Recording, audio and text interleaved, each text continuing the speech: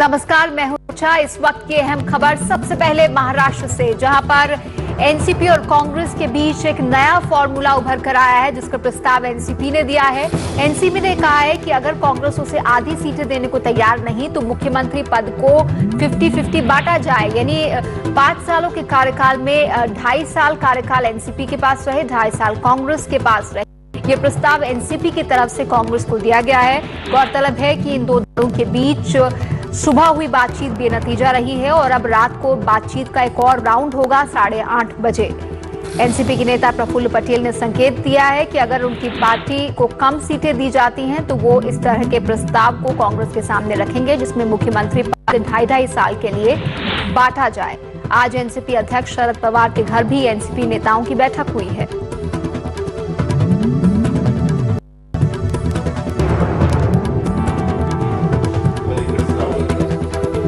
आइए देखते हैं प्रफुल्ल पटेल ने इसे लेकर क्या संकेत दिए हैं। जो बात हमारी है उसी पर हम कायम है और जहां तक चर्चा का सवाल है, बहुत सारे और पहलू पर भी हमने चर्चा की है और कांग्रेस के ओर से हमको ये सूचना की गई कि अब जो भी आपने बात की है हम फिर दिल्ली और जहां भी उनको जिस तरह से भी बात करना हो करेंगे और शाम को हम लोग फिर से दोबारा बैठने वाले हैं। तो एनसीपी और कांग्रेस की बातचीत में एक नया पेच, एक नया मोड़, और ये प्रस्ताव एनसीपी की तरफ से है। इसे कांग्रेस किस तरह से ले रही है, जानते हैं प्रसाद काथे से, जो इन दोनों दलों की बातचीत और गतिविधियों पर नजर रखे हुए हैं। प्रसाद, एनसीपी अब 5 साल के कार्यकाल को जीत मिलने की सूरत में 50-50 बांटने की बात कर रही है। कांग्रेस इस प्रस्ताव को किस तरह से ले रही है? देखिए, चूंकि कांग्रेस में तमाम बड़े फैसले केंद्रीय स्तर पर होते हैं, लिहाजा कांग्रेस ने बहुत सुरक्षित और अपने तरफ से संयमित भूमिका ली है कि वो अपने तमाम वरिष्ठतम नेताओं से इस मुद्दे पर बात करेगी, क्योंकि आपको पता होगा इससे पहले कांग्रेस ने इस तरीके का फॉर्मूला जम्मू एंड कश्मीर में पीडीपी के साथ किया था। वहां पर पीडीपी और कांग्रेस की सरकार थी और चूंकि जम्मू कश्मीर विधानसभा का कार्यकाल 6 साल का होता है, लिहाजा वहां पर 3-3 साल के लिए मुख्यमंत्री पद बांटा गया था। लेकिन वो फॉर्मूला उतना कारगर कांग्रेस के लिए साबित नहीं हुआ है और उसमें भी पहला टर्म ये कांग्रेस के अलावा पीडीपी को देना पड़ा। तो यहाँ क्या होगा, एनसीपी को क्या पहला टर्म देना पड़ेगा, इसकी कई सारी छोटी छोटी निटिग्रिटीज हैं जिन पर कांग्रेस बहस करना चाहती है। और कांग्रेस ने कहा है कि 8:30 बजे रात की बैठक में इस पर सविस्तार चर्चा होगी, जिस पर केंद्रीय नेतृत्व की राय आ चुकी होगी। जी, क्या यहाँ एनसीपी की तरफ से ये प्रस्ताव दबाव बनाने के लिए एक और कदम है, क्योंकि कांग्रेस पहले ये संकेत दे रही थी कि वो अकेले भी 288 पर लड़ सकती है, तो क्या एनसीपी दबाव बनाने की कोशिश के तहत ये प्रस्ताव दे रही है या वाकई वो इसे लेकर गंभीर है, इसे लेकर वो जोर दे सकती है?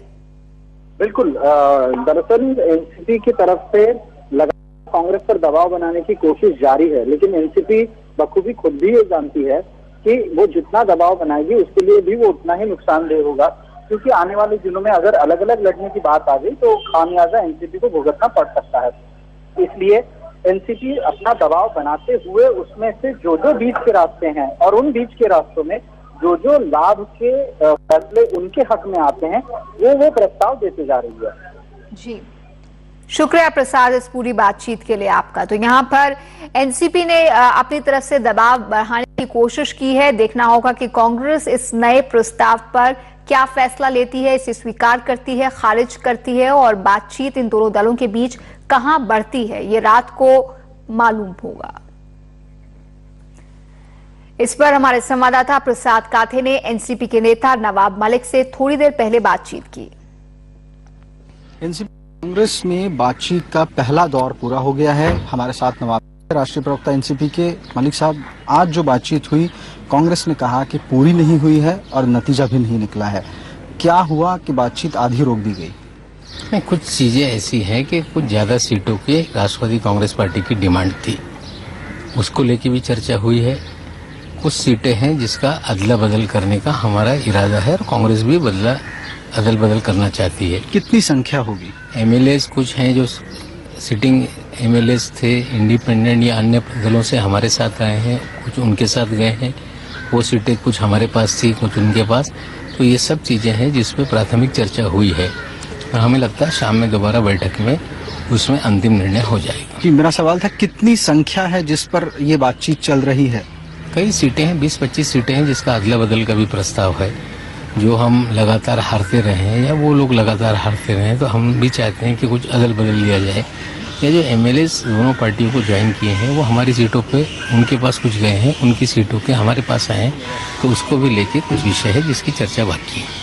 अब अगर बातचीत होगी तो क्या बातचीत में यही कोशिश होगी कि गठबंधन बना रहे और एकजुट होकर चुनाव को लड़ा जाए, या फिर अब भी आपके अंदर ये एक इच्छा है कि अगर कोई साथ नहीं आया तो अकेले लड़ सकते हैं? देखिए, हम पहले दिन से कह रहे हैं, पवार साहब भी सोनिया जी से मिले, उन्होंने भी उस दिन भी संकेत दिया था कि हम आगामी विधानसभा चुनाव मिलकर लड़ना चाहते हैं। पार्टी ने कभी ये भूमिका नहीं ली कि हम अकेले जाना चाहते हैं। हाँ, ये सच है कुछ सीटें ज़्यादा थी, वो प्रस्ताव हमारा था, लेकिन अब चर्चा हो रही है। हमें आशा है कि जिसे हमारी इच्छा थी उसी तरह से नतीजे आएंगे। बहुत बहुत शुक्रिया हमसे बात करने के लिए। तो ये थे एनसीपी के राष्ट्रीय प्रवक्ता नवाब मलिक, कह रहे थे कि तमाम कोशिशें इसी तरह से आगे बढ़ रही है कि आने वाले दिनों में कांग्रेस और एनसीपी साथ रहे। कैमरामैन रमेश साबले के साथ मुंबई से मैं प्रसाद काथे, एनडीटीवी इंडिया। एनसीपी की कोशिश इन चुनावों में अपना कद बढ़ाने की है। वो कांग्रेस की जूनियर पार्टनर नहीं रहना चाहते। कांग्रेस और एनसीपी का गठबंधन 15 सालों से सत्ता में है और उन दोनों दलों के समीकरणों की बात की जाए तो ये दोनों क्या क्या चाहते हैं, आइए आपको बताते हैं। एनसीपी महाराष्ट्र में सीटों का आधा आधा बंटवारा चाहती है, यानी दोनों दल 144 सीटों पर लड़े।